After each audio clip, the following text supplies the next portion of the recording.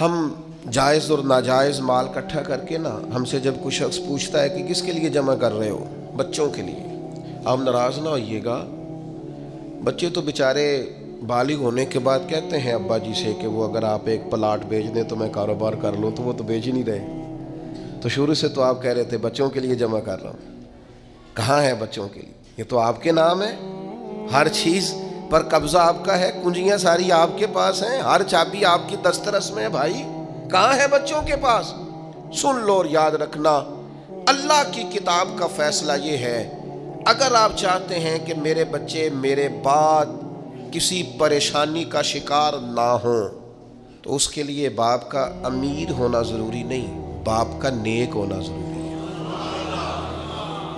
آپ یہ سمجھتے ہیں کہ میں بہت زیادہ بینک بیلنس چھوڑ کے جاؤں گا تو پیچھے میری اولاد آسودہ زندگی گزارے گی، میں بہت ساری زمین جائیداد چھوڑ جاؤں گا تو یہ خوشحال وقت گزاریں گے، انہیں کوئی تکلیف نہیں آئے گی؟ ایسا نہیں ہے۔ قرآن مجید کا یہ فیصلہ ہے کہ آپ کے پیچھے آپ کے مال، آپ کی جان، آپ کی اولاد کی حفاظت تب ہوتی ہے جب آپ تقوی چھوڑ کے جاتے ہیں، پرہیزگاری چھوڑ کے جاتے ہیں، نیک نامی چھوڑ کے جاتے ہیں۔ یہ قرآن مجید ہے، یہ سورہ کہف ہے، یہ حضرت خضر علیہ السلام ہے۔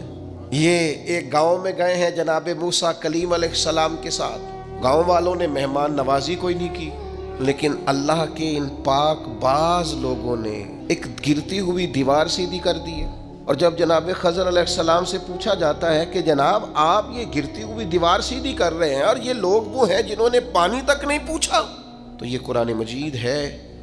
رب کریم فرماتا ہے جناب خضر علیہ السلام نے فرمایا یہ دیوار دو یتیم بچوں کی ہے، ان کی ملکیت ہے یہ جگہ، اور اس جگہ کے نیچے ان کا باپ خزانہ چھوڑ گیا ہے اپنے بچوں کے لیے۔ اگر یہ دیوار گر جاتی، خزانہ ظاہر ہو جاتا تو ان بچوں کا مال لٹ جاتا۔ آپ نے یہ نیکی کیوں کی؟ تو اللہ کا قرآن کہتا ہے جناب خضر نے کہا وَكَانَ أَبُوهُمَا صَالِحًا، یہ نیکی اس لیے کی ہے کہ ان کا باپ نیک آدمی تھا، ان کا والد ایک صالح آدمی تھا، ابوہما صالحا۔ حضرت عبداللہ ابن عباس اس آیہ مبارکہ کی تفسیر میں فرماتے ہیں یہاں بچوں کی نیک نامی کا ذکر ہی کوئی نہیں، بچوں کا نام ہی نہیں کہ بچے نیک تھے کہ بد تھے، صالح کے بچے ہیں نیک ہی ہوں گے، گمان یہی ہے کہ نیک ہیں، پرہیزگار ہیں، لیکن فرماتے ہیں یہاں صالحیت کا ذکر ہے تو اولاد کی نہیں، باپ کی۔ آپ فرماتے ہیں سن لو لوگو، یاد رکھو، صالحیت چھوڑ کے جانا اور پھر اگر تم نیک نامی چھوڑ کے جاؤ تو پھر اپنے بچوں کے لیے پریشان نہ ہونا، رب کی رحمت ان کی حفاظت کرے گی، تمہاری فصل کو کوئی برباد نہیں کرے گا، تمہارے خزانے کو کوئی لوٹے گا نہیں، تمہارے پیچھے تمہاری اولاد اور تمہارا گھر ویران نہیں ہوگا۔ شرط یہ ہے کہ صالحیت چھوڑ کے جانا، تقوی اپنے پیچھے چھوڑ کے جانا، اپنے پیچھے نیک نامی چھوڑ کے جانا۔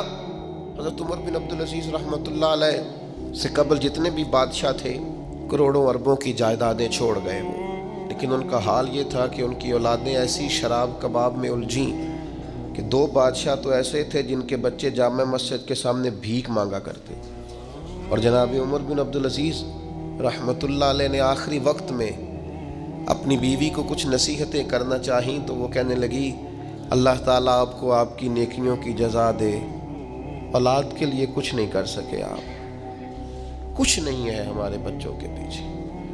تو آپ نے فرمایا بلاؤ نا بیٹوں کو، تو بیٹے حاضر ہوئے تو حضرت عمر بن عبدالعزیز کہنے لگے بیٹا تمہارا باپ بزدل تھا، جائیداد نہیں بنا سکا، اسے معاف کر دینا۔